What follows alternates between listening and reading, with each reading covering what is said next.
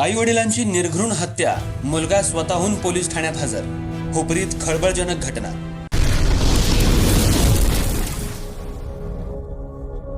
हुपरी तालुका हातकणंगले जिल्हा कोल्हापूर इथं महावीर नगर alpha line परिसरात एका मुलानं आपल्या आई वडिलांची निर्घृण हत्या केल्याची धक्कादायक घटना शुक्रवारी पहाटे 5:30च्या सुमाराला घडली.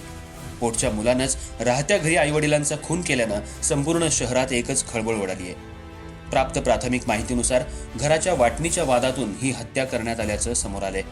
आरोपीने काचा, विळती, दगड आणि काठीच्या साह्यानं आई वडिलांच्या डोक्यात जबर मारहाण करून तसंच हाताच्या नस कापून अतिशय क्रूर पद्धतीनं हत्या केली.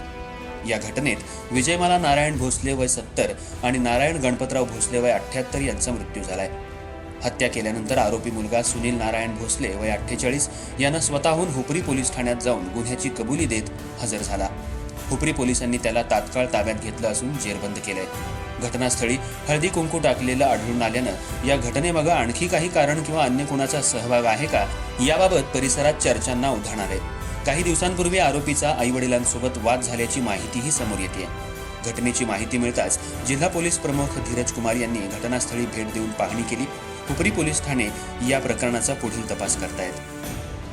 न्यूज शाहीसाठी मुरगुड प्रतिनिधी सर्जेराव भाट. ऐकलं, गोकुळची बासुंदी पुन्हा खावीशी वाटतेय. खरं सांगू, मलाही खावीशी वाटतेय. पुन्हा पुन्हा खावीशी वाटणारी गोकुळ बासुंदी.